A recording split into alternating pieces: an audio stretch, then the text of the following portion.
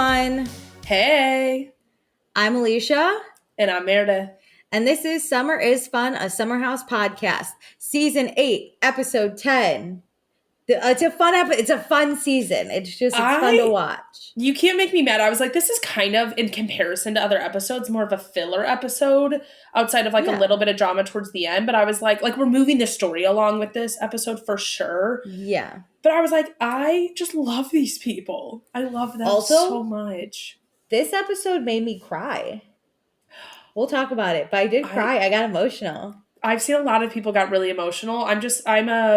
My heart is frozen right now, so I just feel nothing in general. But no, I get that. I definitely was period. Like, whoa. My period's coming next week, so I'm very emotional right now. So I might cry on this podcast. Let's see. Oh my God. Anyway, before we get into the episode, check us out on the A&M Podcast Network. We have this podcast, which is also a Summer House Martha's Vineyard podcast and a Winter House podcast. We have It's About the Pasta, Vanderpump Rules podcast, and we have One Season Wonders. Please be sure to rate, review, subscribe. Meredith, we have 4 5-star reviews to talk about today. 4, all 5 stars. All of them. Wait, I'm so happy. That's 20 stars. 20 stars. Are you ready? Let's get through them. Yeah. So first we have Lindsay, titled Obsessed. And Lindsay says, just thank you. I am obsessed with this season of Summer House and needed this recap. You two are so fun to listen to. Thank you. Thank you for listening. Thank you for listening, because I also need this podcast mentally to discuss this stuff. Yeah. So thanks for also taking enjoyment out of it. That's just a multi-beneficial podcast here. Okay, the second one is from HSKR fan 64, titled Gabby, with a little emoji. But this person says, maybe you can discuss how Gabby needs to stop gabbying. If she listened to herself talk about herself, she'd realize why she hasn't been successful in finding love. No shade, just needs to observe. You know what? It's like looking in a mirror, you know? Yeah. That's how I felt this episode, so I get it. I really enjoy Gabby because, she's different from everyone else. The way she carries herself, the way she interacts with guys is different. And I think that's what makes this show specifically so fun, is we have all these different type of characters and they're not trying to be the same person. Yeah, agreed. Okay, next one is from Naomi Burton, and it's titled Summer Rewind, and says, I am so chuffed. No big words, please. Very UK word. Chuffed? Probably. Yeah. I am so chuffed to have found this podcast. Just got into the show these past 2 years, so wanted to do a deep dive in the prequel episodes. These commenters are so much fun, like hanging out with 2 besties watching it with you. That's what we are. We're just 2 besties watching the show and talking about it. Absolutely. So thank you. And then the last one is from Joy CO, titled The Minutes of This Pod Fly By. We agree, because it takes 2 hours, and then we go, how has this been 2 hours? We literally just recorded it almost an hour pre-show, and I'm like, how do we talk for hours on end? But literally.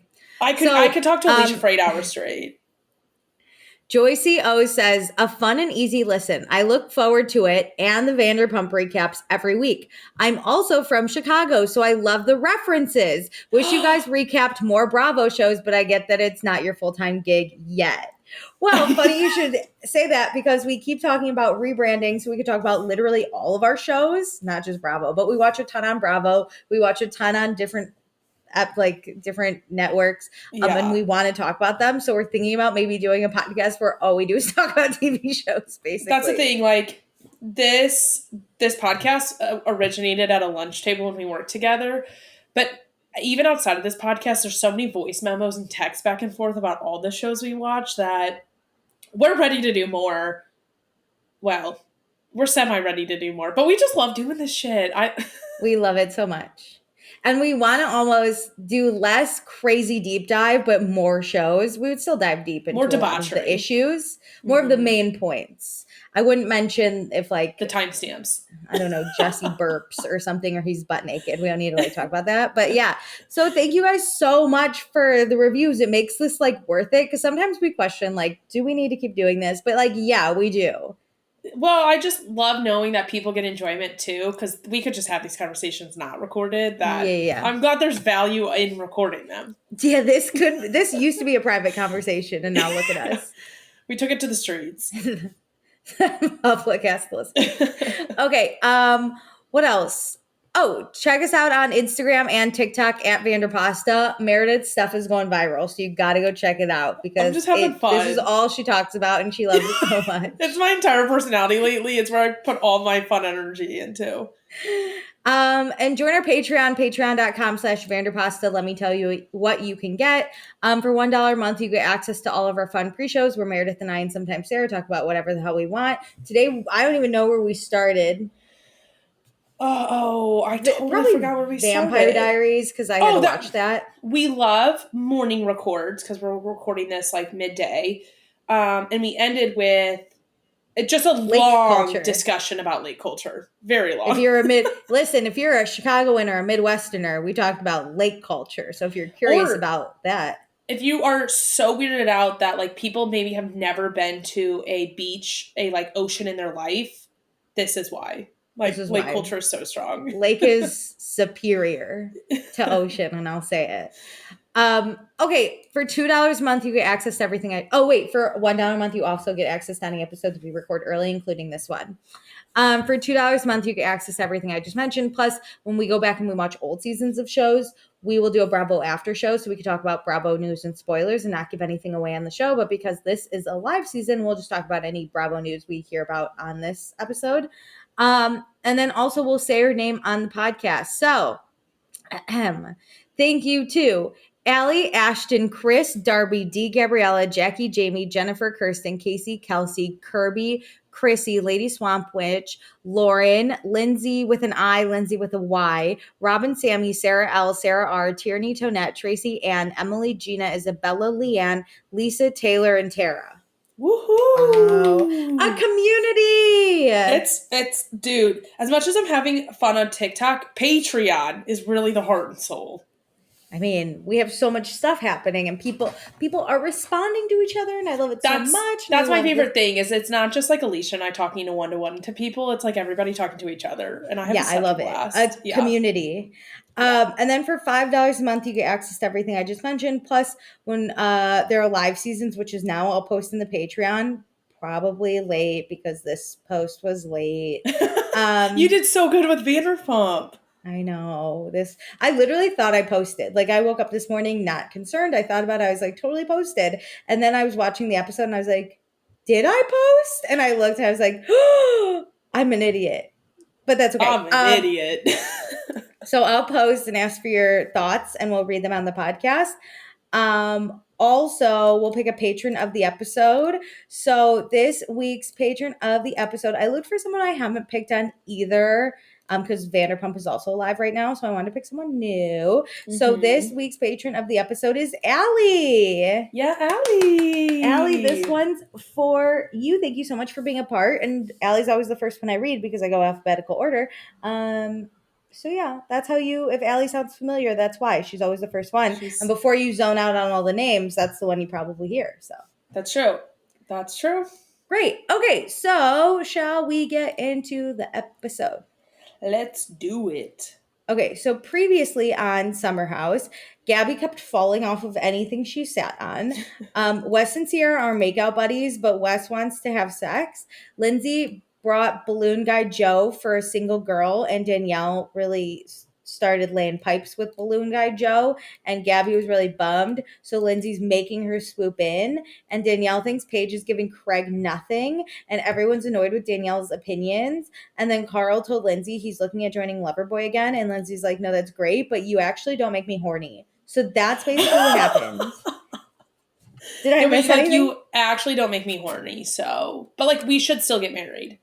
That's actually basically what she said. She's like, I know. not into You don't turn me on at all. So it's Saturday, 9:35 p.m. The alien party is continuing.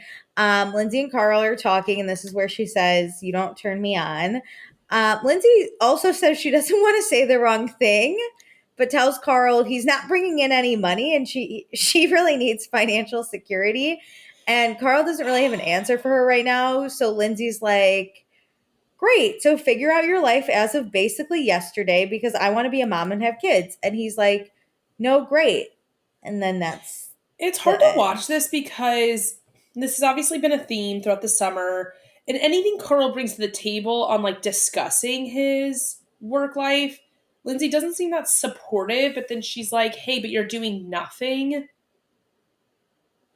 So I just feel like he can't win. He can't win, but I feel like he's also not communicating appropriately. Yeah, that's true. A lot of people online are like, wow, Carl's such a deadbeat. Like, why would Lindsay want to be with him anyways? And I was like, I I don't see it like that. I don't think he's a deadbeat. I do find, however, A, why are we having this conversation when Lindsay's drunk? B, I don't think he's really open and honest. And also, I don't think he puts in a lot of thought. Like, he was like, I'm going to No, he's open not up like passionate about a one sober thing. sports bra and bar. And Lindsay's like, no.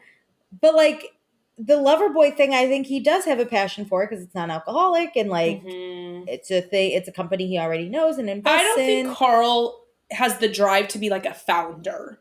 But when somebody else is already doing something, he is like, I like that. That's it. He's like his zone. he's a number two kind of guy. Yes. But I also think, right, he really, if I was dating someone, fine, you don't have a job, that's okay, we can work through it. But it seems like Carl's not, he's trying to find something he really wants to do. And sometimes that's just not like how the cards fall. Sometimes you just end up doing something You're kind to of make passionate money about. or to try something new out and see how it lands. And like, that's so true. Like, he should find something he's maybe not 100% passionate about just to have something and then, like, slowly figure out where your passion is and move into that. It's like the age old saying, it's easier to find a job when you have a job. I also don't like how Lindsay's like, I don't want to hurt your feelings. She obviously is hurting Carl's feelings. And he's like, no, you're totally good. Like, I get she's also drunk. So, like, this isn't the best time to be like, you hurt my feelings. Yeah. But I feel like, hiding a lot where she's not Yeah. the type to do that. And I know that it causes problems. But if we're in couples therapy once a week, why don't we, like, talk about this? Here's another topic we could talk about in couples therapy. Literally, they're not in it. There's no way. Anyway, okay, so it's 9:46 p.m. Lindsay goes back to the party to have fun, where Carl goes to his room. So that's sad. It's 10:02 p.m. We move inside. Danielle checks in with Gabby. She's like, Gabby, are you flirting? And Gabby's like, why does everyone think that I can't flirt without, like, people telling me to fucking flirt? And Danielle's like, well, you can't flirt. And Danielle's like, you're really closed off to any opportunity. And Gabby's like, look, if I wanted to kiss someone, I could do that right now, but that's not what I'm looking for. Yeah. And well, Danielle's like, do you find any guys hot? And Gabby's like, yeah, balloon guy Joe, super hot. And Danielle's like, yeah, I'm already laying the groundwork on that one. And when you met him, you didn't even flirt. And Gabby's like, well, I met him and immediately didn't like want to turn on my game. Yeah. And Danielle's like, yeah, but like at a bar, that's kind of the same thing that happens. You have to walk up to someone and start flirting. And Gabby's like, that's just not what I do.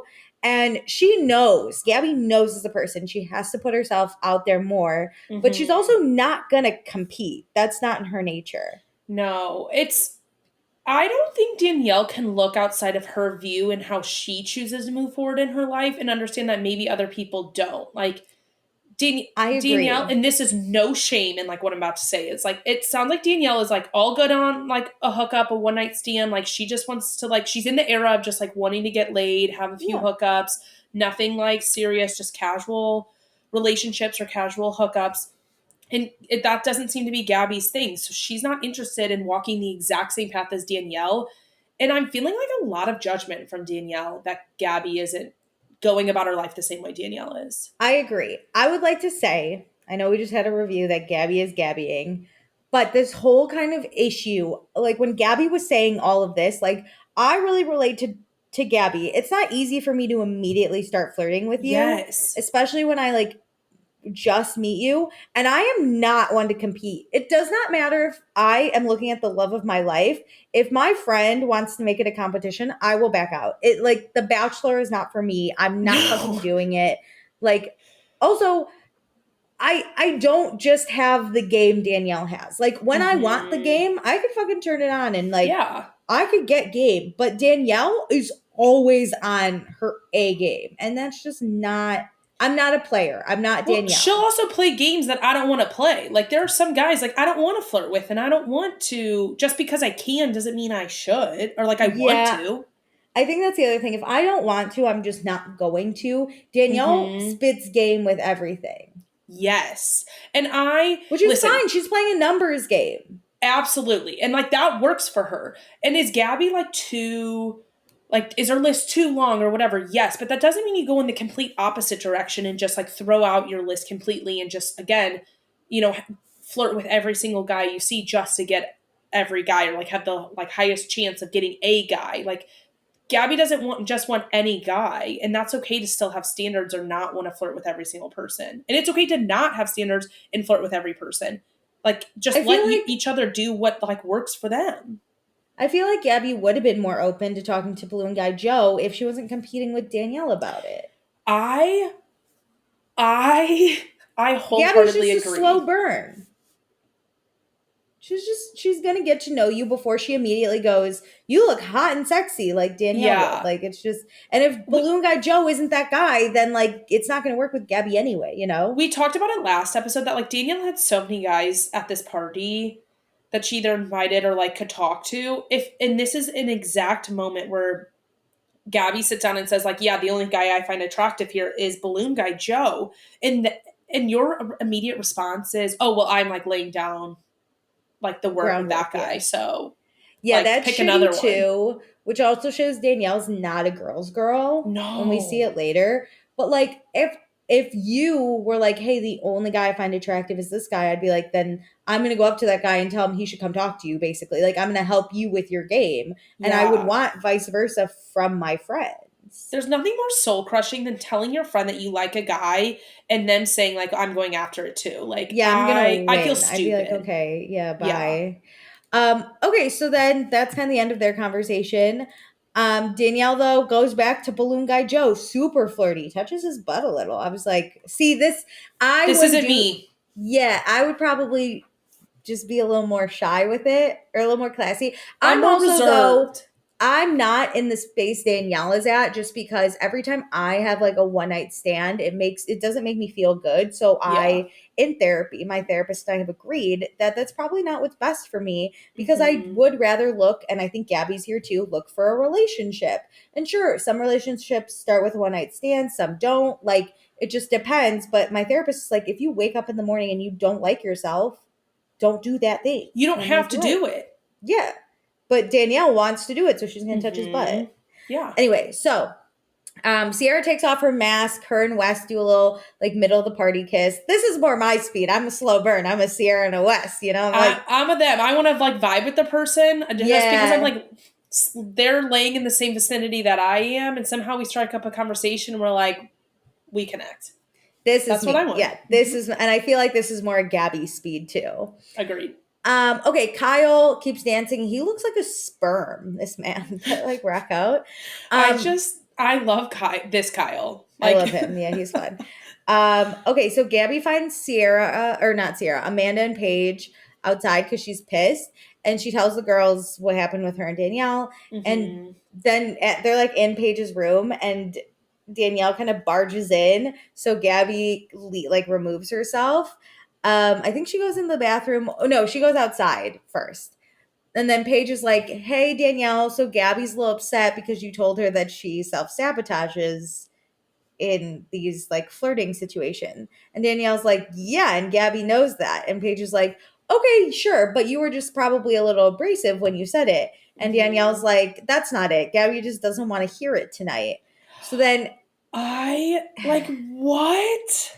okay, so keep going. So Gabby then walks into the bathroom and Paige is like, listen, Danielle, you're a little harsh with some of the things you say. And then we cut to Gabby, and Gabby's crying in the bathroom with Amanda. This is where I literally started crying, and we can go into it why. Oh my God, I thought you were like, whenever you said you cried this episode, I thought you cried about Carl at the end. No, I don't give a fuck about Carl. Oh my God, I was like, you really got that? I was like, oh, that's sad, but you cried? I think I'm just emotional, and this hit hard. So Gabby opens up about... felt for Gabby. Yeah.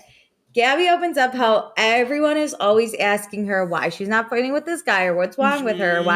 And she's like, why does it have to be on everyone else's timeline? Why can't I just do what I want? And she feels like everyone thinks she's the issue. And Amanda, I think, does a really good job comforting her. Amanda does this whole like, I'm sorry that we have made you feel that way, including me. I love that she says including me. Like, what a honest, good person. So I got really emotional during this because I have friends a lot who are like, immediately go up to that guy and start talking to him and like start flirting and like do this. And I'm like, that's just not how I work. I'm more of like a slow burn. I want to get to know you. I need to know we vibe together, or else like I'm not going to enjoy your presence.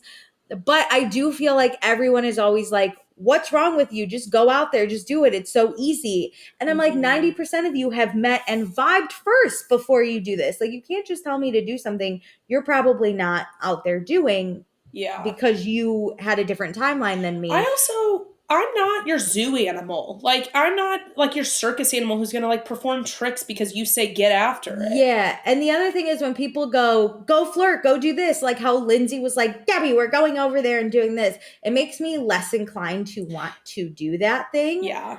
But also I just got emotional because I just like, okay, so my goal for 2024, and I told a lot of people this, was to go on more dates and like really put myself out there. But then, as you know, I had one of the worst beginnings to a year I've ever had. Like there was a point that I questioned if I would ever feel happy again in my life. And it wasn't because of dating. It was a bunch of other things. But because of that, dating hasn't been a priority. And I mean, you saw it. We once popped on this podcast and I was sobbing just because I just like couldn't handle it. So then now I'm like getting better, but dating's still not a priority to me. I'm still trying to just like get through every day. Yeah. And then like even last night I met up with a friend and he was like, oh, are you still dating? And I was like, honestly, it's not like, it hasn't been a priority.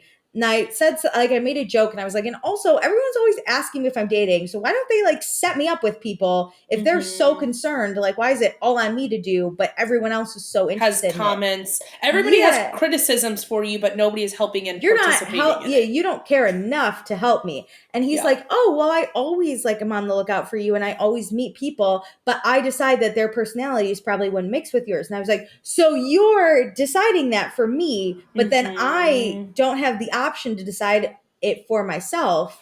But then you get to filter people out for me, but I'm not allowed to filter people out for myself. Yeah, he in his defense was like, I always do that and I'm always on the lookout for you, but I decide that they're not your type. And I go, well, maybe they are, and you just are making that assumption because you think you know the performative me or the me when we go out. Like, do you know what I actually want in a relationship? Like, we've never dated. You wouldn't actually like know that. I think it's different. And I go, and you're taking that choice away from me. And then also you're asking me to just continue dating, but you again are just dating for me. I go, so if you haven't found anyone right for me, but you're just claiming you're like in all it, why do you think I have found? Why would my percentages be different than your percentages? Yeah. So I really felt Gabby on this because all my friends, as I'm in my mental breakdown, no one asked me like, how are you doing? What do you need? They all said like, I'm so sorry that's happening to you. Have you tried dating? And I'm like, okay. So I felt her. This was me watching her cry. I am sobbing too. It's so nice to like have relatable moments, but it kind of sucks when it's the shitty ones.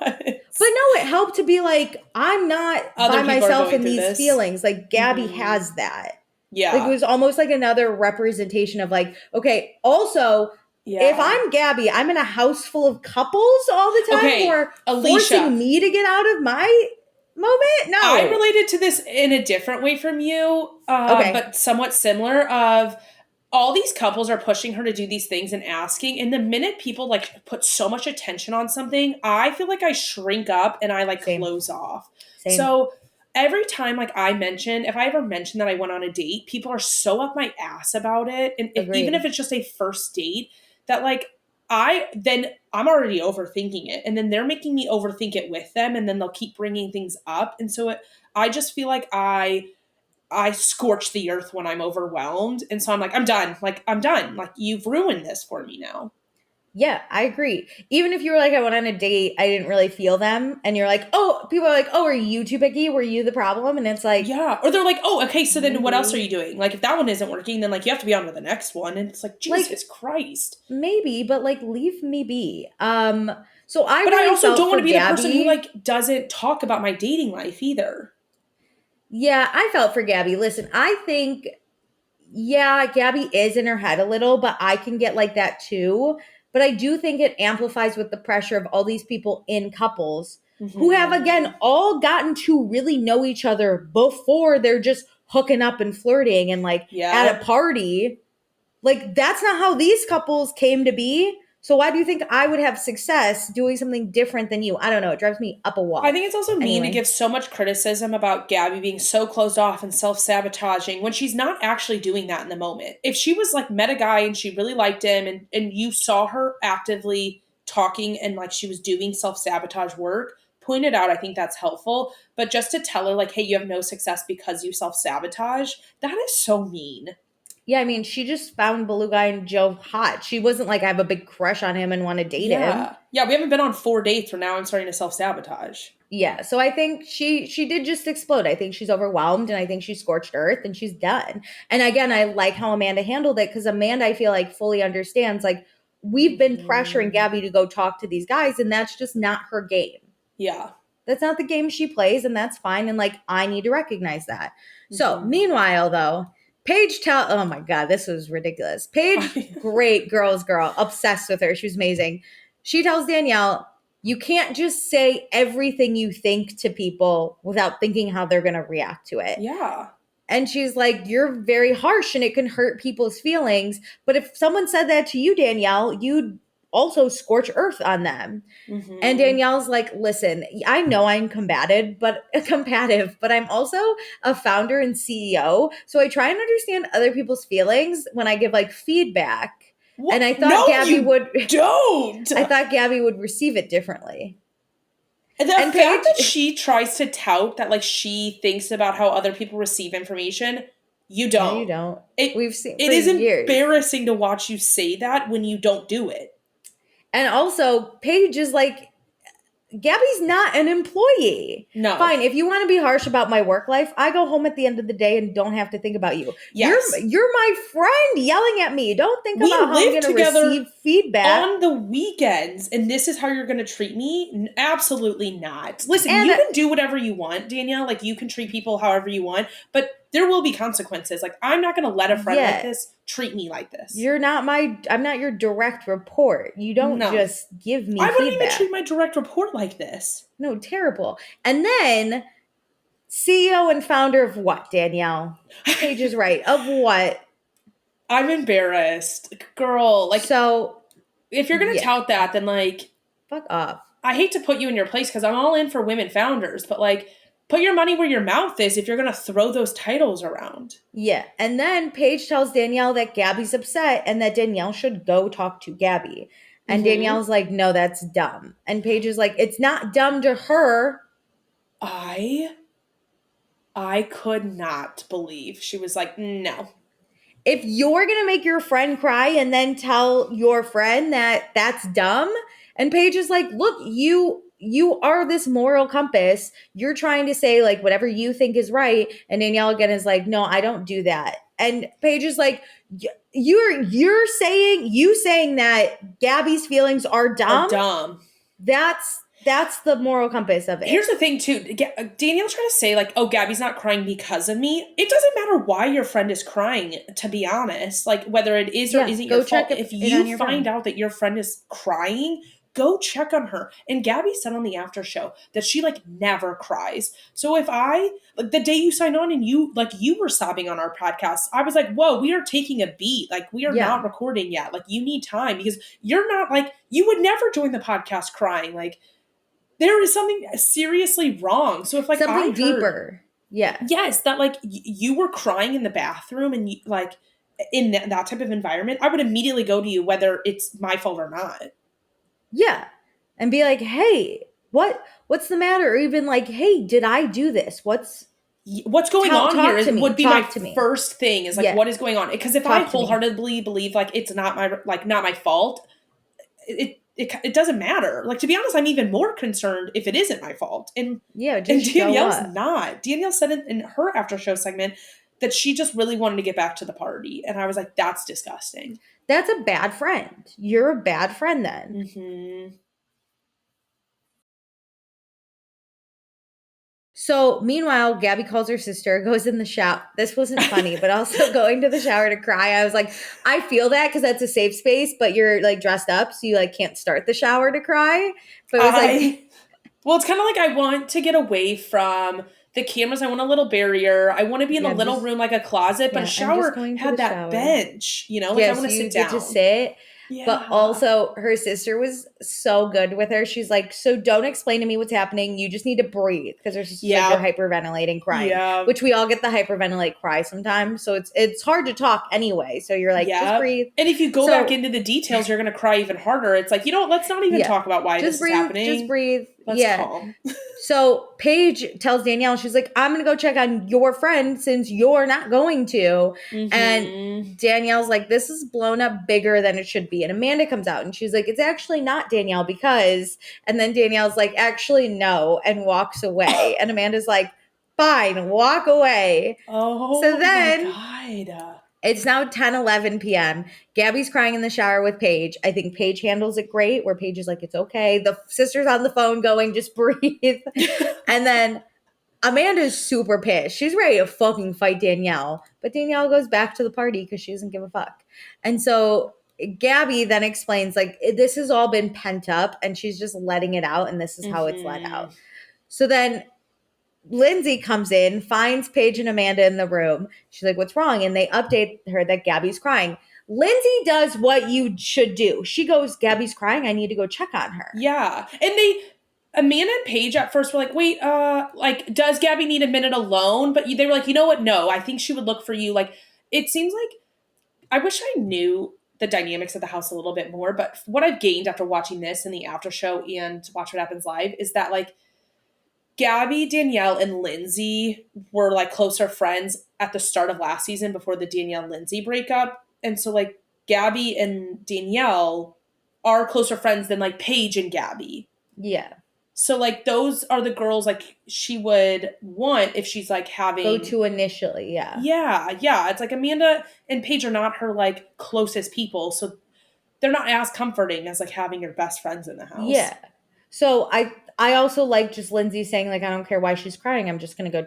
Absolutely. It's like, I need to help my friend no matter what is happening. But as she's walking in, they're like, hey, are you and Carl good? And she's like, we had a breakthrough convo. And then they're like, great. And she goes, checking Gabby. God. But then Amanda turns, this was so funny. Amanda turns to Paige and goes, can I ask you a question? Do people not take me seriously? And out loud, I literally went, not in that outfit. And Paige at the same time goes, in this outfit or in general? And I was like, no, but actually. Also, I thought Amanda was like half joking. Their contact eyes having those 2 episodes in a row, I can't look at them. I could not look at them in the eyes. Paige has one in, one out, and I go, literally no. I was like, can we fix the eyes so I can take you guys seriously? It was so funny. But Amanda goes, no, in general, because like Danielle wouldn't talk to me. Again, I kind of think Amanda's joking because like it seemed lighthearted. And I didn't. Paige is like, because I do tend to take Amanda less seriously than like Paige. Like whatever Paige says is like Bible to me. And like Amanda, I'm like, she just kind of sometimes falls into the background. And is that her personality? Is that just the life that has been constructed for on Summer House? There's a lot of layers to like what it could be, but she kind of falls in the background for me. You took this conversation of what Amanda was saying seriously, and I didn't. Yeah. I thought it was a joke. No, I was like, whoops, maybe I do it. Well, I kind of like was like, yeah, sometimes I do. I didn't. I thought this was kind of a joke because then, like, she's like, Danielle wouldn't talk to me. And Paige is like, yeah, Danielle probably doesn't take you seriously. And they're like, yeah, Danielle sucks. She has a superior. Like, the way they said it, I was like, yeah, whatever. She has a No. superiority complex. Because Amanda's quiet. Like, I could find myself doing this to Amanda. Not like Danielle, the way she did to Danielle, but like just not listening to her. The way Amanda talked about it on the after show with like the Workus twins. They used to just talk over her. Like, that would be me. I would just talk over Amanda because she's quieter. At least in the early seasons. I wouldn't take her seriously like Paige, I feel like didn't really in this particular conversation. Like Paige was like in that outfit. Like she kept making jokes where she's like, yeah, Danielle definitely doesn't take you seriously. Like it wasn't even like, are you really struggling with this? Like No, that's how she I really would be meant like, it. yeah, so whatever. So we'll talk about that later. But it's 10:32 p.m. Party continues. Wes, Sierra, and Sierra's manager all kiss each other. And then Sierra's manager also feels Wes's penis. And he's impressed with Wes. And it's Wes's first dick touch for the summer. So woo for Wes. Which I feel for him on that. Good for a little him. bit. He wants it so bad, but it's kind of getting embarrassed. It's just getting weird the longer we talk Sierra about it. also knows, and now she's like, no. And it's like, oh, you're just shutting him down. That's so true. If a guy like wanted to sleep with me so bad, I just would find enjoyment out of not. Let's see how badly he wants it. Let's see how long he can go, you know? Yeah, it would become a little bit of a game, which is not good. So whatever. It's 10:49 p.m. Gabby leaves the shower to go to her room.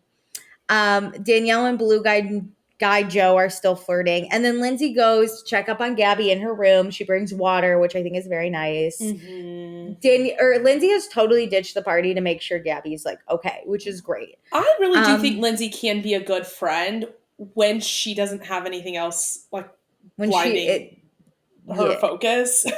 Well, when she's not the reason someone's upset. She's not defensive. If her and Carl were having the best time at the party, like outside dancing, like she would not be concerned about what is happening.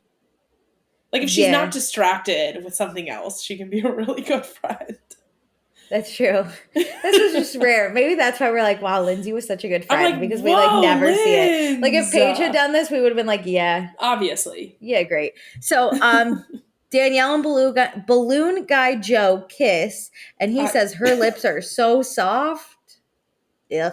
Why do I have the ick with Balloon Guy Joe? I thought about this in the episode, Alicia. So weird. We thought he was similar to Gabby. We thought he was attractive, you know, when he was like putting the balloons up and he was like with the backwards hat and like that energy. We didn't get that type of clip this episode. The entire episode, I was like, this man is not attractive. I also think you and I just find banter attractive. So Wes is attractive to us because he has great banter. Balloon Guy Joe kissing us and going, your lips are soft. We would be like, ugh. But Wes would say something like stupid and funny. He would be like, are my lips soft? Yeah, he'd be like, did you think my lips were soft? I put on chapstick. And like, that would be funny. Yes. So it's just different. What we find attractive is different. It was no longer, I had 0 ounce of attractiveness to Balloon Guy Joe. With Balloon Guy Joe. I was getting the ick so hard. Oh, it gets worse. So I know. It's 11:03 p.m.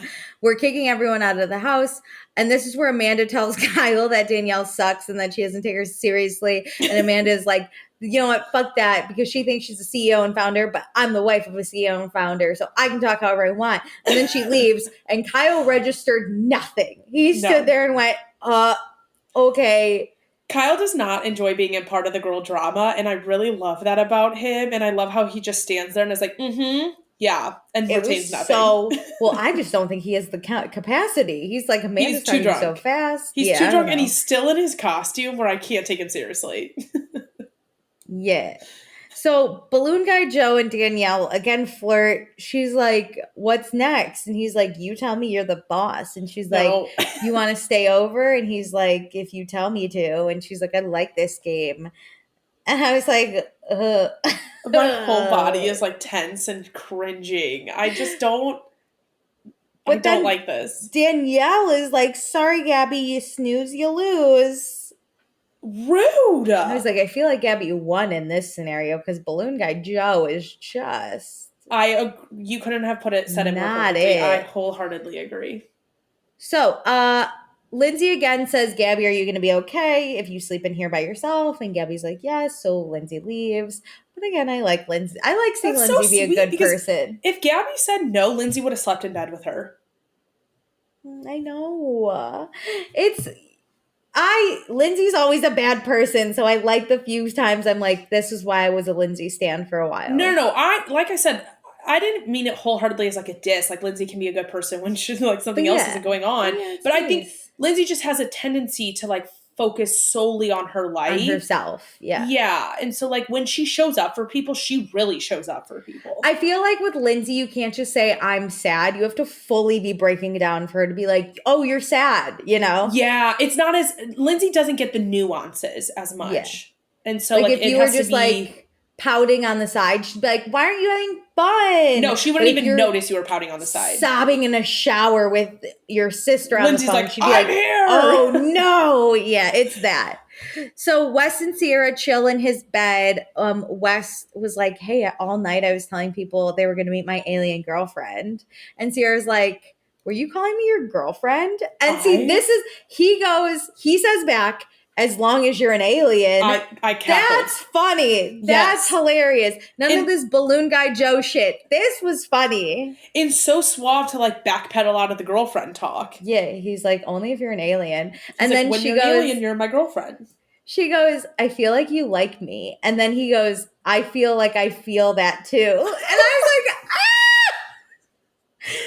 Oh, I love that. It's so cute. It is so cute. This is my dream. You know that TikTok sound where it's like, how does it feel to live my dream? That is this for me, Sierra. I haven't heard that. But Alicia, I'm very nervous because we know that like Sierra and Wes went to his family's like property after filming in like September. But like if they're not together, I'll kill myself. Like at the reunion, I don't think I can handle this heartbreak. Like I'm not gonna be okay. I'm gonna be literally unwell because this was the couple no one asked for, but we all need.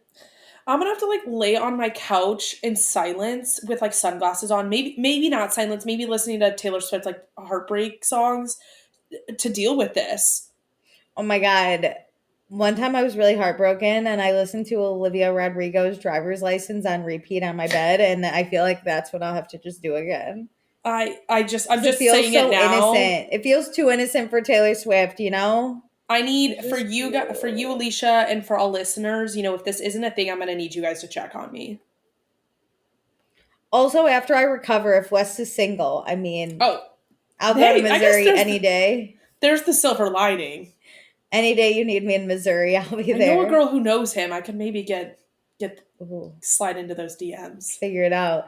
So, are we going to compete like Balloon Guy Joe? I'd compete for Wes. I would compete for a DM response, but the minute he interacts with one of us, it's out. You got it. Just for a response. Like, that would be fun. Yeah.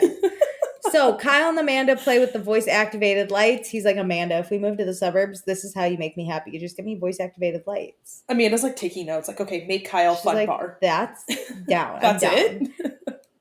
Balloon Guy Joe motorboats Danielle. And then she's like, hey, you want to come back to my room? The way she was like, oh, you wanted these sparkles? I'm like, no. Oh, you want the sparkles? I'm Kyle when Amanda's yelling at him. I'm just going, what? I'm the secondhand embarrassment from Winter House is coming back full force in these scenes, and but it's different because I'm not looking in the mirror. I'm looking at something I fucking would never do. That's true. Like, I could see myself with the Alex situation a little bit more because that made sense to me. Yeah. This does not make sense to me. This is weird. So anyway, Paige texts Craig about Danielle. I love how Summerhouse Bravo guesses what the texts are. Danielle was such a bitch tonight. You okay? Like, yeah, I'm just sad for Gabby's sad face. Oh my God. I want the real receipts. Text me later. TTYL. So then Danielle brings Balloon Guy Joe to her room and they get it on. We see both their butts. It's 1:12 a.m. We haven't had a moment like this in summer. You know what? As much as I hate Balloon Guy Joe, I'm pumped we have a hookup. I am and I'm not. It's just a weird era that we're in where I'm desensitized from this stuff because nobody hooks up on camera anymore. I like what are we doing on hookup camera. I do like I like to see it. I like to see how think you're awkward it is, Yeah, how Danielle undresses herself, and Balloon Guy Joe goes, "Come here," and then he pops up from the covers, and I go, "What?" I think I just am not. I'm like privy right now in the version of life I'm living to how awkward sex is. Yeah, it's terrible. Especially the first time with someone that I'm like, So you have to be, my God. That's why I can't be sober. I got to be fucking hammered. Yes. Which they both were. If that takes the awkwardness a little out of it, they were both absolutely smashed. It doesn't as a sober viewer. I was like cringing in my soul. Like, get me out of here. Up. I loved it. When he popped out from the blanket, I went, whoa. You know, I was like, I was watching this at 10 a.m. That was wild. Oh my God. I loved it. So Wes and Sierra go back to her room. Sierra, your bed is an absolute mess. Where are we supposed to sleep? Alicia, I thought of you from her first season when in the COVID house when she used to sleep with like all that stuff next to her. And I would be like, what are we doing? Okay, and then what else happened? Lindsay and Carl fall asleep with a laptop. Kyle has a boner with Amanda. Great. So it's 9:51 a.m. Balloon Guy Joe is here, burping while butt-ass naked, which is a combination. I'm like, get this man out of my house. Danielle does walk him out. They do a little kiss goodbye, and he goes, call you later, and she blows a kiss at him. And I was like... Her blowing that kiss, I was like, stop. Listen, she's got game. She's got game. I'm more like Jessie, where I bring them to the door and I go, goodbye. That's why are we acting like this man is like an Andrea, like a god that we want to blow a kiss to? He really is not that cute. He blows balloons up for a living. Andrea's a hot Italian model. Come on. I know. I feel like the way Danielle is acting towards this man is as if he's a god. No shade if you do balloons for a living. I sit at a computer and play in Excel sheets for a living. So that's the thing. I just press some buttons on a computer. Same vibe, I also do stupid stuff. At least he's getting sun and meeting hot girls through his work, you know? Could be worse, this man is an ick in every sense of the word for me. Like, if somebody were to say, like, oh, what's an ick for you? I would play this episode. Guy Joe. What are you attracted to? Play with West, flirting with Sierra, calling her alien girlfriend. Let me show you the juxtaposition of what I find hot and not. Yeah. So Paige and Amanda lay in bed, and Amanda's like, I'm hiding from Kyle. And then Kyle comes in. He's like, have you seen Amanda? And Paige is so stupid. She's like, no, I haven't seen your wife. And then he's like, have you seen the log next to you? And then Amanda pops out and tries to scare him. He's like, you two are so dumb. They're like childlike. They need to keep the childlike energy in this house. Yeah. So then I would just like to say we cut to Sierra and West, and Sierra has paint all over her and did not wash before getting in bed, which I understand, but also the sheets look crazy, I bet. Anyway, so she's like, oh, I didn't take any pictures last night. And Wes is like, that sucks. And she's like, you didn't take any pictures of me. And he goes, wait, I did. And he goes to his phone and shows all the pictures he took of Sierra. And she's like, oh my God, are you obsessed with me? And he's like, can you stop, please? And I was like, this would make me sleep with a man. I'd be like, you took pictures of me? Kyle is so upset that Sierra got this attention and Wes did. Kyle's sitting there like, well, you didn't take any of me. I look like a sperm, Amanda. You didn't take any pics of me. So the girls, the group is supposed to go to Montauk today, which is crazy because it's a Sunday. But do you? Yeah, but they don't have 9-to-5 jobs anymore. That's true. Yeah, so we're going. Wes doesn't have any job, as he reminds us. No, I'm just kidding. What was I saying? Oh, so the girls are like, we don't really want to go to Montauk with Danielle because Danielle sucks. So then Danielle goes to check on Gabby and she's like, hey, I wanted to talk to you because like I thought we were going to get men this weekend together. And Gabby's like, I get that. And I get where you thought that.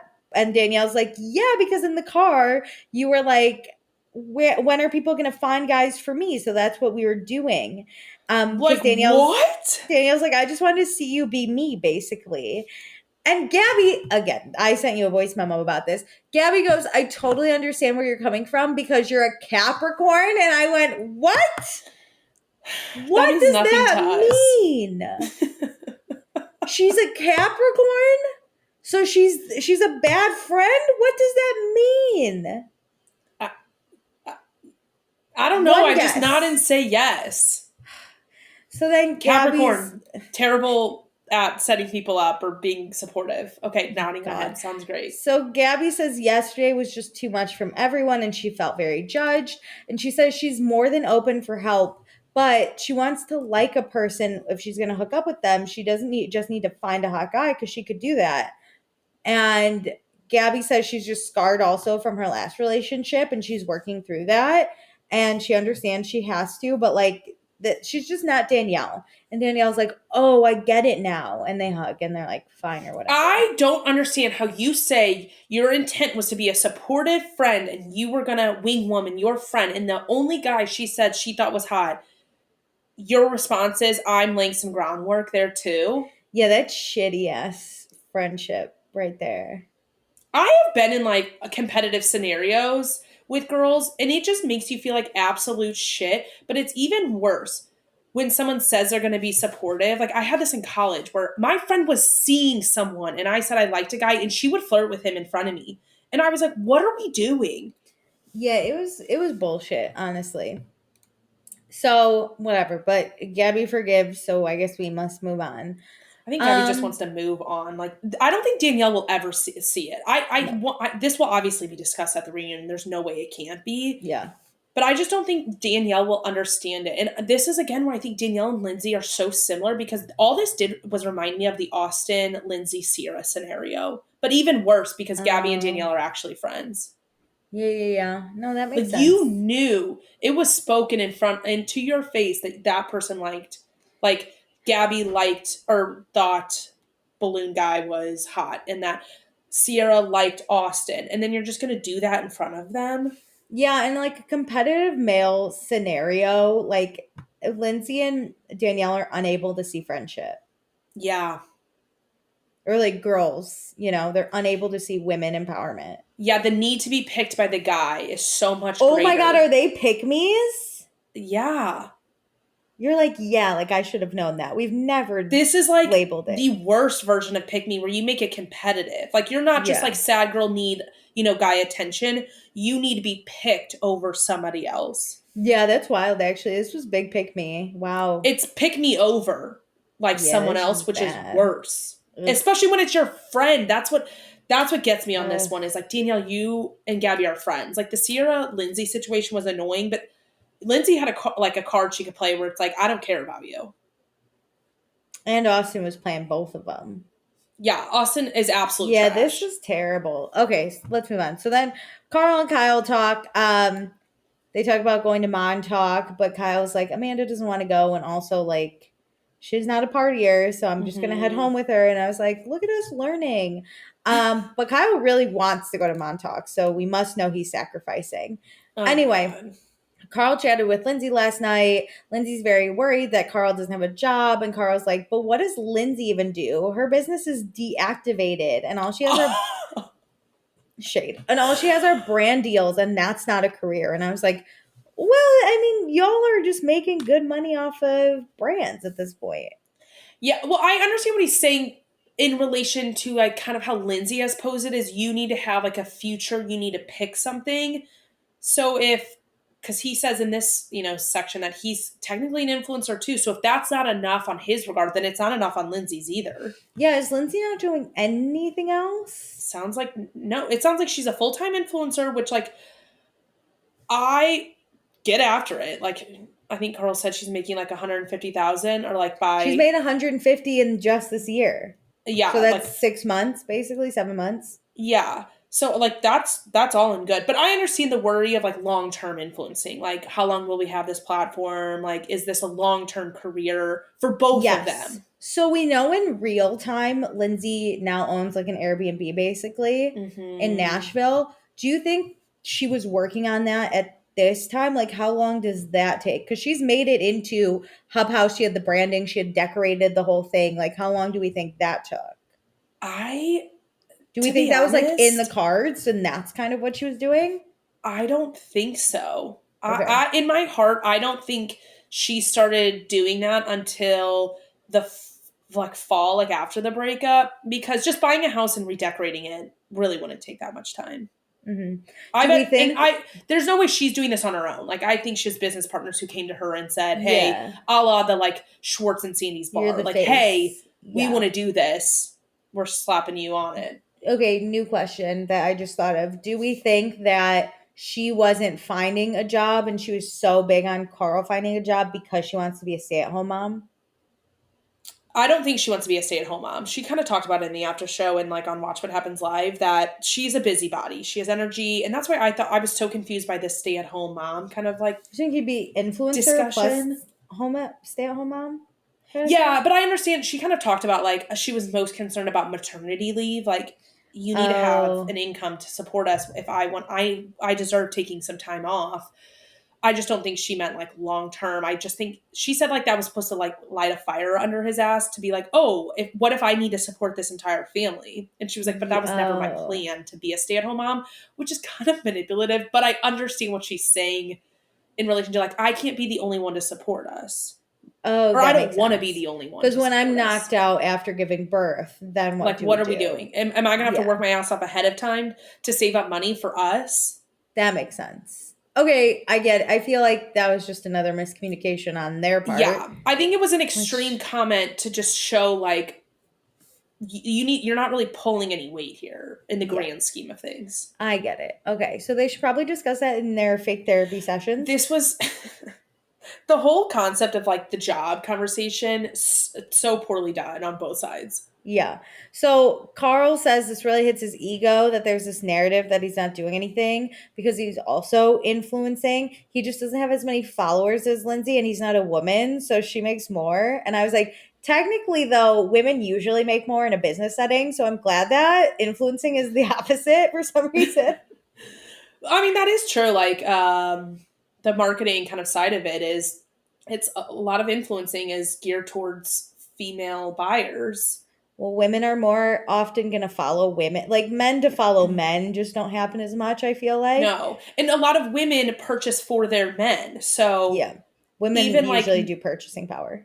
Yeah, like a lot of bloggers like will post stuff about their husband's stuff, like clothes and everything anyways. And like, so like male items are purchased by women too. Yeah, good for influencing. You know what? Turn the tides. Women should make more. But Lindsay also has more followers, which means she probably just gets reached out to more about brand deals. Hell yeah. I say get after it for both of them. But if Carl is required to get I'll call it like full-time 9 to 5er, and there's no pressure for Lindsay to do that. That's what I call BS on. Like, this show agreed gives you money, and if he's making $70K also within 6 months in the year, that'd be just like 140K for the year. I don't like the narrative for him either. Like the way he's saying, like, I feel frustrated that it sounds like I'm doing nothing. That bothers me. I agree. Because he's also full-time influencing, and they're both on this show. They're making plenty of money. Yeah, I would think like 300K. Yeah. So Carl says he just needs more support, but he understands that Lindsay wants to be a stay-at-home mom. He just didn't know that. And Kyle's like, you guys are about to get married and you didn't know she wanted to be a stay-at-home mom? That's not the assumption I would make of her, though. Now it sounds like when he said that, I was also surprised because I was like, she never technically said that, but there must have been something cut out. But now hearing Lindsay on the after show was like, I actually don't want to be a stay-at-home mom. I was like, so what is Carl talking about? I guess she did make a comment about like if she isn't like working full time or something, and whenever they had that conversation last night, but I never took it as anything. If anybody I took it as if something bad happens, can we support our lifestyle? Because I want to be financially stable. Exactly. What do I know? But like, why is that the assumption we would like? Why is Carl dumb for not making the assumption that Lindsay would be a stay-at-home mom and he needs to be able to cover everything? They literally suck together. This is another thing I don't want in my relationship. Just as we're talking, it's Balloon Guy Joe. I know, but this isn't one thing where I'm like, wow, Carl, I can't believe you didn't ask Lindsay if she wanted to be a stay-at-home mom. No, because in all the years we've known Lindsay, we would never assume that. She is, when you said she's a busybody, I was like, yeah. Mm-hmm. Yeah. Like, that's why I'm like, this is kind of manipulative just to like spark a fire under his ass to like go get a job. Yeah, it is. That's so weird. The whole thing is weird. Clearly communicate in our what should be therapy, but apparently isn't, on our weekly therapy cycle. They're just going to get their birth charts read every week to see like what's different. Okay, I would believe more so in Allie reading their birth charts weekly than whatever crap therapy they're doing. No, don't know. So it's 1:09 p.m. We're going to Montauk and we're going back to the city. So we don't get taken to Montauk. We get taken back to the city. So it is New York City during the week. On Monday, we go to the Loverboy office. Amanda's coming up with TikTok videos. Wes just had a job interview at DraftKings and he tells his Montana dad in a cowboy hat. Wes isn't in the cowboy hat. His dad is. His dad's not a Montana boy or boys. He's a Missouri. Oh my God, it's Missouri. Don't do that. I literally thought Montana. He went to Montana for college, so West is a Montana boy, which that's kind of shocking we haven't seen that crossover yet with the Montana boys. Well, they're getting ripped in the internet, so probably not going to happen ever again because the one Kristen Cavallari is dating was arrested for aggravated assault and is racist. And not allowed on his college campus till like 2026. So we'll stay away from West. Stay away from West. They better not touch our Montana, Missouri boy. Don't touch him. Anyway, so on Wednesday we go to Old Navy. Also, I love Old Navy stars. They're just like us. What did you think about this like product placement? Well, I literally went, Paige will not be purchasing anything. But Sierra and Amanda probably. Some basic white tees. You know, Old Navy has some good basics. Amanda and Sierra were like Old Navy. Like, Amanda immediately was like this and this and this and that. I think this product placement is fine because they're doing it with like bubbly water too, or however you say that water. They're constantly doing it. Yeah, bubbly water everywhere. Yeah. Mm-hmm.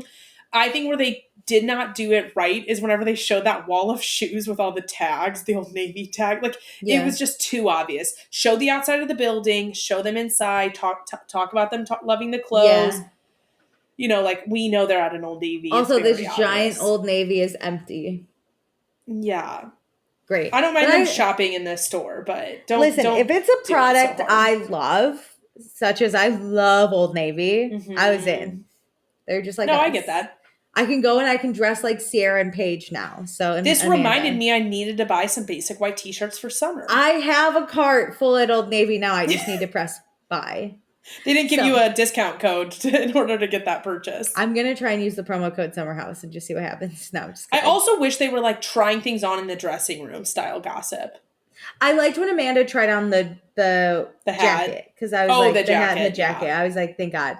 So I could see some of what they're picking because I don't know what the rest of them pick. What are the trends we're picking out at Old Navy? Everyone go shop at Old Navy. They have great basics and honestly some cute outfit choices. I love Old Navy. Anyway, so Sierra, Paige, and Amanda are shopping. Sierra's very pissed that Paige and Amanda didn't go to Montauk last weekend. And Paige was like, yeah, but because you went without us, you must really be in love because you went to go hang out with Wes. And she's like, yeah, but we still don't have sex, so I'm not that much in love. They shared a hotel room, though. It sounds like, I didn't realize this, but it sounds like they spent all Sunday, spent the night, and then they all came back to the city on Monday. Because they don't have jobs. Yeah. Or like 9-to-5 jobs like us. Some of them, like Carl, don't even have real jobs, so. Yeah, no. Some of them have non-job jobs, and some of them are like, Carl, deadbeat. Well, Sierra's not a nurse anymore. She's a model, so she doesn't have to, like, go anywhere. Yeah. But I'm surprised Derek let her do that because Derek did tell her she's not going to have time for fucking anyone. So for 2 years. I can't believe she got to go to Montauk. Yeah, this was her last hurrah. This was last weekend. Derek let her know at that alien party, was like, this is it for you.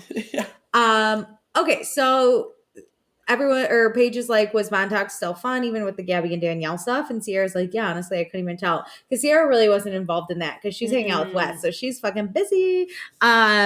So then Sierra says Danielle does talk to people like she does because she knows she can get away with it. Yeah. And Amanda's like, this is exactly what I was feeling because Danielle doesn't take me seriously.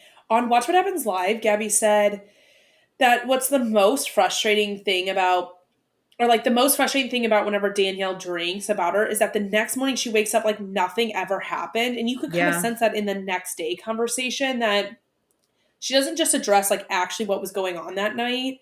It's just like, hey, so we're cool. And those type of people, like, I'm always like, all right, fine, we're cool, but like, we're not cool. Like, let's live in this la la land where we like fake being like good. Yeah, that's where you go, I forgive, but I never forget, because now when you do it Things are again, different. it's not going to hit me as hard. Mhm. I'm not going to care. So, yeah, Amanda's just, she feels like she doesn't get taken seriously and no one gives her any credit. And Paige is like, Sierra, did you know that Amanda kept Loverboy afloat when they first started out? Because Amanda was the one with money and a job, and she was the one supporting fucking Kyle. And then Amanda's like, yeah, I've always dreamed of creating a brand. And Paige is like, oh my God, in my mind, you're like this powerful business creative woman. Like, you run a company or you're contracting, like everyone needs you as their creative director. And Amanda's like, yeah, normally I just like let Kyle do his thing and then I just follow along. And this is where Sierra, this was in the promo that I remember being like, oh my God. Sierra asks Amanda if she feels like she has an identity outside Kyle and Loverboy. And Amanda shrugs and Sierra goes, I don't. And then she's like, sorry that it's harsh, but everything you do is for Kyle and for Loverboy.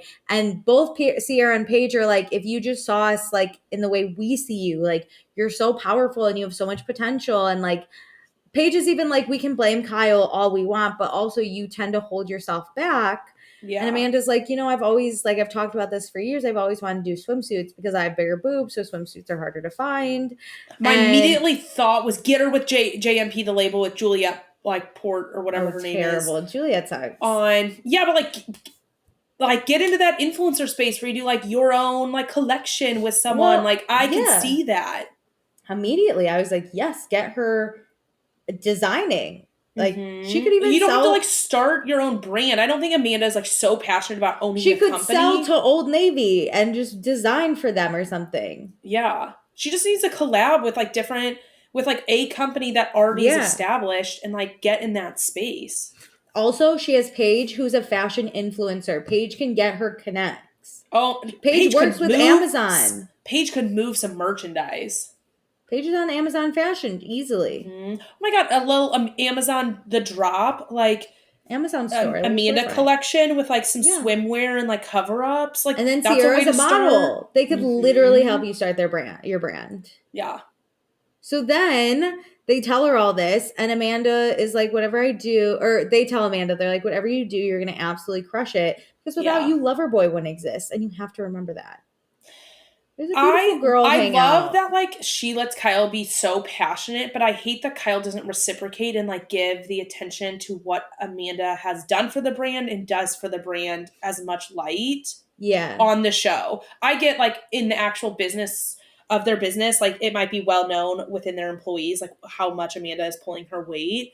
But like the narrative on the show, like from the show, is that Amanda's lazy and does nothing. And I can't imagine that narrative being out there about my partner and knowing I could help change that. Yeah, it's very shitty of Kyle. But then I was like, does Kyle even know that Amanda wants to like design bathing suits? And it made me remember like a scene from Vanderpump Rules when they're all sitting at like this dinner table in Mexico, maybe. And everyone's like, or Brittany asked Jackson, is like, what did I always say I wanted to do when I grew like my dream job? And Jax is like guessing literally everything. And Brittany's like, no. And I have told you this so many times before. She's like, I want to be a special ed teacher. And Jax is like, you've literally never told me that. Like Kyle would be like, I've never heard you want to do bathing suits. And Amanda would be like, I've told you it many of times. Yeah. Like, does Kyle even know? He was part of Bird Dogs, which I think had bathing suits. Like, Kyle probably also has connects. He could have set Amanda up, but is he too selfish that he wants Amanda as his creative director? It kind of goes back to use and abuse how Amanda asked when in that Danielle conversation, do like people just like overlook me? Like Amanda speaks and like who listens? Like your partner should be first and foremost. Like to do that. I mean, what? Amanda's been talking about moving to the suburbs forever, and Kyle's now like acting not like it's a big shock. Yeah. Also, Amanda talking about her career here. I love Paige and Sierra like supporting her and giving her the like harsh truth that you sometimes need to give your friends in like a somewhat delicate but somewhat harsh way. This is how I think Lindsay needs to treat Carl though. Like, agreed. You can give harsh truths while like supporting and like uplifting whoever you're giving it to. Completely agree. So, then we go to New Jersey where Carl is visiting his mom, Sharon, and his stepfather, Lou. And Sharon. Sharon looks so cute and happy. I She just love looks like she's so her. content When by the he walks beach. in and she gives him that hug, I was like, I hate hugging, but I could feel that hug in a positive way. I love Sharon. Mm-hmm. So Carl, they all sit outside. Carl tells them he's come to terms that this is kind of his last hurrah in the Hamptons. Because he's 38 and he's going to be married and he's going to have more responsibilities. And also Lindsay wants to have a family and Sharon's like, "Are you ready to have a family?" And Carl's like, "Yes and no," which I don't think anyone's ever ready to have a Yeah, family, you I know? agree. So ever since Carl's brothers passed away, it's a reminder that Carl really wants a family because family is very important to him. But it Yeah. is still scary. But he feels like he has like a young energy still. Um, Also, he talks about how he struggles when people behave poorly on alcohol.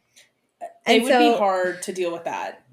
okay, so then Lou is harsh, man. Lou is scary. So Ooh. okay, I liked and disliked this conversation all at the same time. So, What can I say this before we even get into it? yeah. Do you think that they, are like, hey Carl, we're gonna like Carl's like I don't understand how these conversations get set up, I guess. Like we know Sharon will be on the season at some point. Like she's a staple as the mom of this like show. Um, but do you think like Carl tells his mom, like, hey, I want to talk about the Lindsay stuff on camera? Maybe. Like how did this conversation get set up? Because I think about that, like what is your mindset going into this? Did we know we were going to talk about this, um or did this just kind of come out, do you think? I think he knew we were going to talk about Lindsay, but I don't think Mm, he knew how Lou was going to okay. say things. Because it does sound like he gets a little defensive to be like, okay, we're not going to go there. And Lou's like, nah, we're going there, you know? Yeah. Okay. So Lou asks if Lindsay wasn't she sober for a while? And Carl's like, yeah, for 6 months. And Lou is like, wow, you must have felt so supportive. I was like, And whoa, all right, let's not Carl attack her for drinking again. immediately, I was a little like, okay, Lou. I But yeah, immediately so started getting defensive of Lindsay. I'm like, fuck you say my guys. drunk ass is like, all right.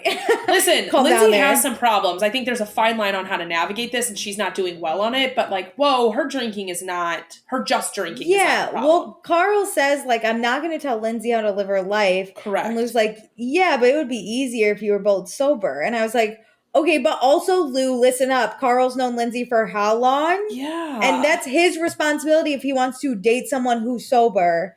He needs to then, it's not Lindsay's responsibility to be sober. And listen, I don't think Carl should ever say this, but unless Carl has had a conversation where he's like, hey, I want to date someone who's sober. And Yeah, Lindsay's and like, I'll if be you can't sober be for the rest of my life and then goes back on it. That's one thing. yeah, but he's always said, I've never asked I have Lindsay to no be sober with problem me. with people drinking around Yeah, me. And I truly believe that. I think he's in a good place with I like do too. people drinking alcohol. I do not think Lindsay just drinking alcohol is the problem. No, but I also think there's a fine line between other people drinking alcohol and your partner drinking alcohol to the point that your partner does drink alcohol and gets angry. But that's the thing. I don't think if Lindsay just had 2 glasses of wine, Carl's upset. I think it's the secondary part of what you just said. I think he could get upset though, right? Because like I don't know. I feel like it's a very delicate situation Yeah. And you don't because know until you're in it. Like it's hard to like judge what I would do and like how Carl's going about this and how Lindsay's going about this because we're not in that situation and we've openly expressed that we could not be in this no. situation. But also, right, like Lindsay was sober with him. So now when Lindsay Mhm. drinks, does he resent it? Is my other question I don't for know him. about resent, but I feel like he compares to what had like a different version of their Yeah. relationship, which may lead to some Yes. resentment. Because Lindsay's not different now when she drinks than she was before she was sober. And he knows that. But I think now that he's like, you were sober and you were great to hang out with, and now you're not. I think she is and isn't different. I think her personality at a base level is always the same. She's always the same person, but alcohol highlights and like fuels things. And so I think You like things attack go who to you a love level most. and like And Carl that's- doesn't want to yeah. do this up and down thing. And listen, I get it. Like I can go off the walls when I'm drinking sometime. And I've recognized that recently that like I need to be more conscious of what I'm drinking and how I treat the people around me because it's on me. Yeah. On what I put in my body and how that affects how I treat people. There's a lot of nuances, but like I don't think it's fair that Lou is very like Lindsay should be sober with you. That's the thing. Attacking at the base level of drinking or not is not okay for me. Like Lindsay is allowed to drink. I think the trouble is she needs to drink a little bit more responsibly. Or if she knows that she gets really bad. They need like a code word. I did this with someone once where we had a code word when I was being mean because I was at my extremes. They need therapy. What are you talking about? Yeah, screw Allie like from Vanderpump Rules in the birth charts. We need to get in a therapist. we need that. What was that show with Dr. Drew where it's like the like couples? Oh my therapy? God, couples retreat or something like that. Yeah. I was gonna say they need intense. I mean, that show didn't work, but they need intensive therapy. Which, together. like, do you really need to work that hard to make this work? Whatever. Let's get through this because I have so many thoughts about their relationship that I can't wait for the reunion to finally come. So Carl just wants Lindsay to have a healthy relationship with alcohol. Mm-hmm. It's not about the alcohol specifically, which I thought was great that he said that. And Carl says Lindsay isn't a monster when she drinks, but he struggles telling her to stop doing certain things, like behaviors when he is sober and she's not. And Sharon's like, it's not dictating, but it's understanding what you need. And that's what like Lindsay has to do. And I was like, but now when she's drunk, girly, which I understand that. It's like, hey, if Carl is struggling with like how you guys communicate when you're drunk, that needs to be equally worked on between you two. Like, yes. And Carl should be able to prioritize. I don't think Carl's prioritizing his needs in this relationship. Like voicing He's not. And he's not being open and honest. No. So Carl thinks Lindsay does understand, but he feels like they constantly miscommunicate, which I was like, because sir, you're not in real therapy. You need to really tell her. And Carl's not giving up because he loves Lindsay, but they're trying to navigate these situations. They don't communicate well. And then there's a big fight and they'll get to the point where they insult each other.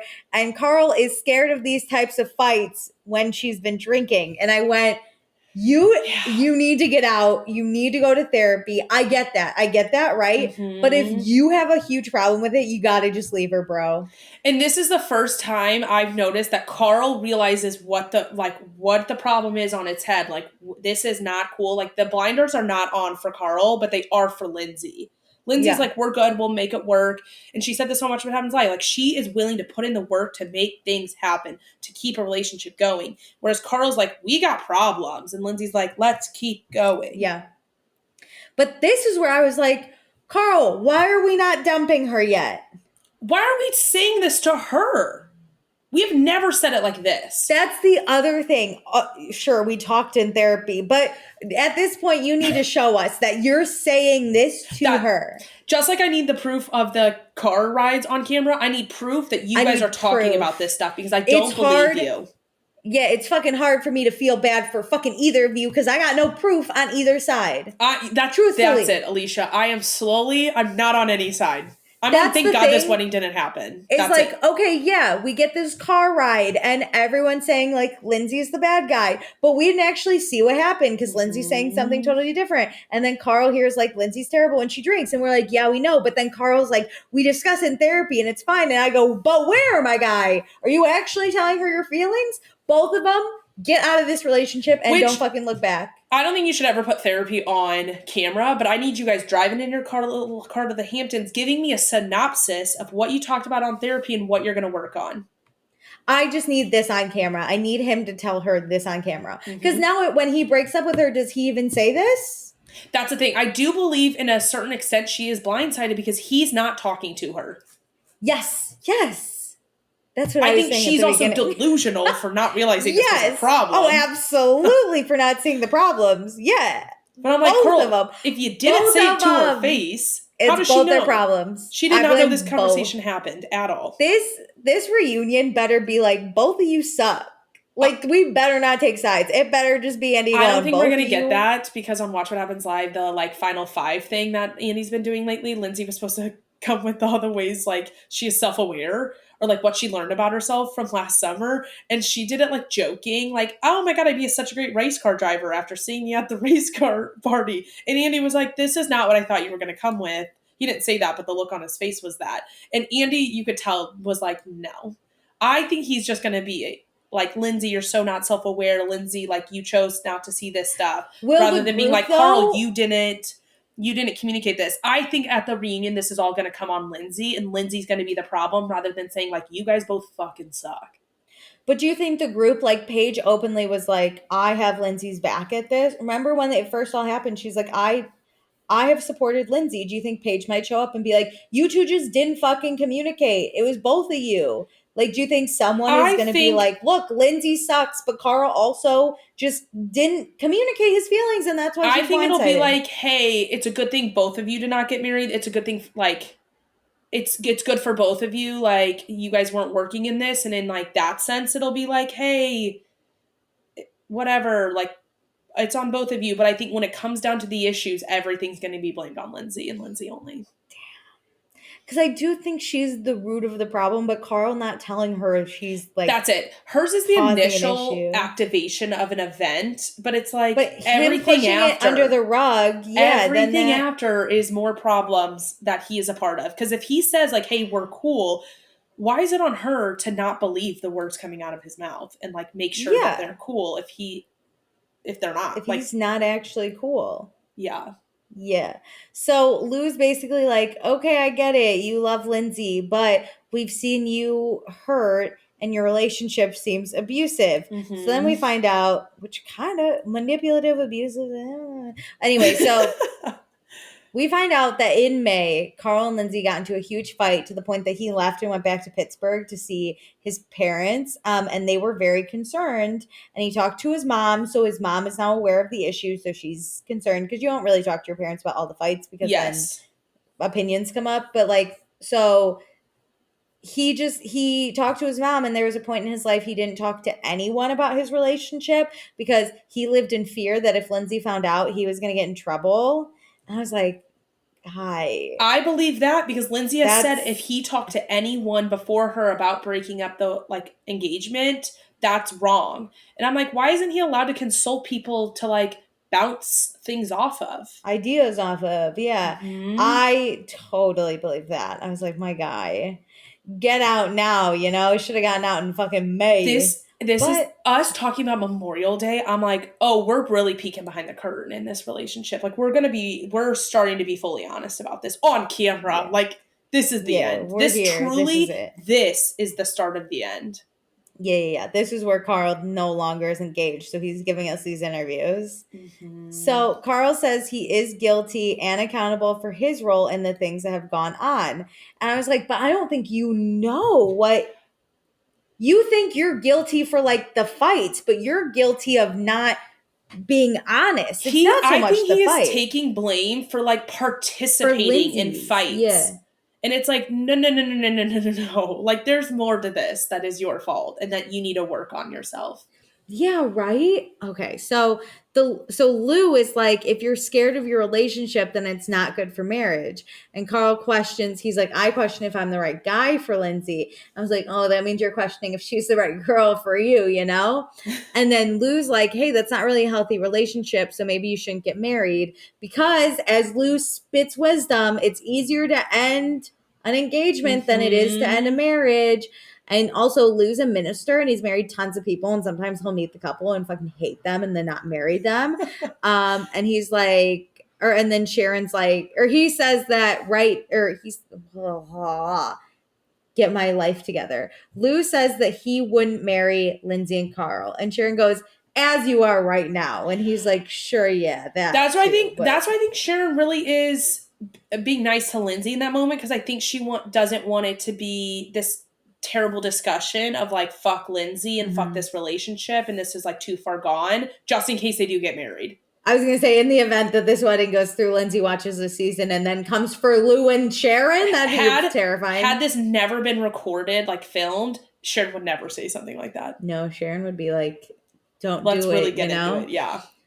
So Carl doesn't know what to do now because the train for this wedding is on the tracks, and Lou just doesn't think Carl is ready for this, and he's setting himself up for a world of pain.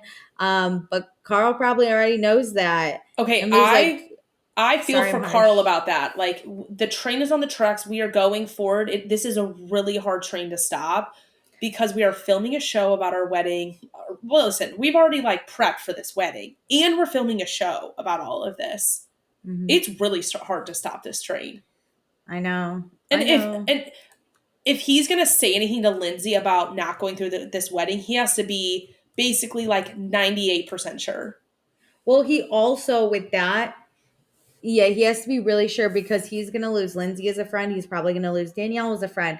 Then there's the uncertainty of the show because is Lindsay going to be the bigger star where Bravo wants to keep her because Carl's sober, but then he can't probably join Lover House or Summer House because she won't join the house if he's going to be there. And then it's like, what happens to Kyle then? Because Kyle is also the face of Summer House. So like, will Kyle go without Carl? And then there's so many avenues your brain goes down. Like, what will the public backlash be? Like, what will our families think? What about the show? Like you said, his career. Like, they had just signed, or they were about to sign their lease again here soon. Like Lindsay, I think, said that they re-signed their lease a month before the wedding, or a month before he broke it off. Yeah. So you have 11 months of where you're going to live. What do we do about our joint car that we own? Like, he's 38. Will he ever find love? Like, this is his best friend. If he can't find, because he says he's in here somewhere. He says, like, I've always wanted this. I've always wanted to marry my best friend. This was his best friend. They were for sure best friends. He was the first person he went to when his brother passed. Like, this was his rock. So you're blowing up your whole world. Is it worth that over these problems and people saying, hey, maybe you shouldn't? Terrifying. This is my worst nightmare.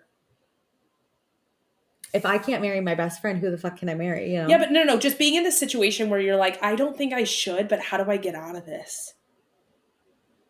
I'm terrified for him. I'm so scared this is going to happen to me now. Another reason to be part of the 4B movement. You have no problems like this? Yeah, thank you so much. We have to continue to hate men or else we're going to end up like this and we just can't. You know what I learned? I wouldn't know how to break off the wedding and then you know what? I would just be married. And I've none of these problems with the show and my like whole friend group. I mean, I'm not in this situation at all, but oh my God. I already know I wouldn't be able to end it and then I would just be in this terrible marriage. Yeah. I'd be so scared. We're having a destination wedding too, so everyone already booked their hotels. Terrifying. I'm terrified. Alicia. That's the thing. He's on our timeline now to try and decide if he needs to break this off because we knew that they had to like let the hotel know within a certain amount of time. They were re-signing their lease. So there's a shorter time frame pressure, but also like a 3-month time frame pressure if we are actually getting married in 3 months. So like trying to decide that and sort that out while your life is being filmed and you probably don't want to put that on camera. My worst nightmare. Also, as a wedding guest, so we're still not too young for people to get divorced, but no one I know has gotten divorced yet that have been at like their wedding. But also, if I'm a guest and I go to your wedding and it's a fucking destination wedding and then you get divorced, I'm pissed I even went to that wedding. What a waste of my PTO and money, you know? I know. I convinced my cousin to go to our other cousin's wedding. He lived in California and it was in this small ass place in Missouri. And he was like, why am I coming to this? And I was like, because I want to hang out with you. And then they got divorced 2 years later. And he was like, what the fuck, Meredith? Why'd you force me to go to that wedding? And I was like, we had fun. Just judgmental, I guess. Yeah. We got drunk and had fun on our own. Join us in the 4B movement. We love the South Korean women. You know what I need? I need people to throw parties like weddings without weddings. Without there being such a big possibility of and let ending. Down. Yeah, like let's just have a good party. Yeah. Let's get back to that. So next time on Summer House, Sierra is super into West, but West is texting other girls and Paige finds out and Sierra is mad and Lindsay has her bridal shower and Carl tells Lindsay what Lou said. So Lou's officially dead because really Lindsay's activated. Really pumped Carl said something. I was worried he wasn't. So like it might start changing my opinion on is Lindsay blindsided? if Carl's going to communicate with her. That's what this hinges on. Let's see. So, fun, not fun. I mean, for not fun, I must go first and pick Danielle. Yeah. Are you also backing that up? I have to pick Danielle. Nobody else. Danielle's the villain of every show she's on this year. Yep. Somebody also reminded me that Danielle did this in Winter House with Jordan. Like she made it a game. Yes.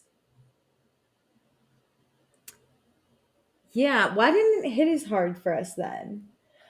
Because Jordan wasn't like participating in wanting Alex, like Gabby had. Oh, said that was she like wanted Alex it. wanted Jordan. Jordan didn't want Alex. Yeah, and she just flirted with him and had fun. And Danielle like villainized her for flirting with him. For a second, I was like, "Is that what Jordan cried over?" And I was like, "No, that was Corey and the Jaeger, the Jaeger spit to the mouth." Yeah. Okay. Yeah, Danielle. it's just you're right. Especially for that man, like that's what we're fighting over. Balloon guy, Joe. Those ripped jeans, gross. Seeing that outfit the morning after, way worse. Those ripped jeans, terrible. Okay, who's your fun? I know mine. Go. Paige. Nice. Paige was such a good friend. I'm so obsessed with her. Yeah. I like the way she backed or like went straight to Danielle. I like how she backed up Amanda. Mm-hmm. I also love that we both had the same idea and I went not in that outfit as she goes in that outfit and we both went So I feel like Paige and I would really get along or we would fight. It'd be one of the two because she does scare me a lot, but I love her. And I think she just had a really good episode. I think she's just a really good friend. She's not so much an A player this season, like an A-list, like it's not about her. Everything is, I think she's okay with that. I think it's great to see that she is good taking kind of a back seat, like a B character season. I like it. Not everybody is good with that, and it shows sometimes. I like it. This may be a weird pick. Some people may not be expecting it, but I'm picking Lindsay. Despite I think she can do better in her conversation with Carl, I'm happy they're talking. I'm happy they're communicating. Not the best time. I hope they continue this conversation at another time, but I highly doubt it. But I also think Lindsay was a great friend this episode. And she was fun. Like, she's dedicated to having fun this summer. And, like, I don't think she will ever fully click with these, like, Paige and Amanda. Like, Paige and Amanda click with each other. But I think she's in a really good spot with them and having a blast this summer. And I'm loving seeing that. It's tragic, like, where this is all about to go. But for this moment in time, like, I think she's really happy. And I love that. Agreed. I also just want to honorable mention Gabby. I know Gabby is Gabbying for sure, but I really liked her being vulnerable about what she's feeling. That's a good point. I also really related to her, like, hey, I have a breakdown like twice a year. I felt that in my soul. I had a breakdown this morning watching it, so I can't judge the same. But okay. We don't have any thoughts because again, I posted this morning, and then also the episode was just aired last night. But I'll go back and look to see if we have any thoughts. Yeah, we'll catch them next week when we record at the start of next episode. So thank you all so much, and thank you all again for the reviews. Like those were really nice. Made my whole world. But yeah, do all the things, and we will be back and recording the rest of the season. Thanks for joining. Bye.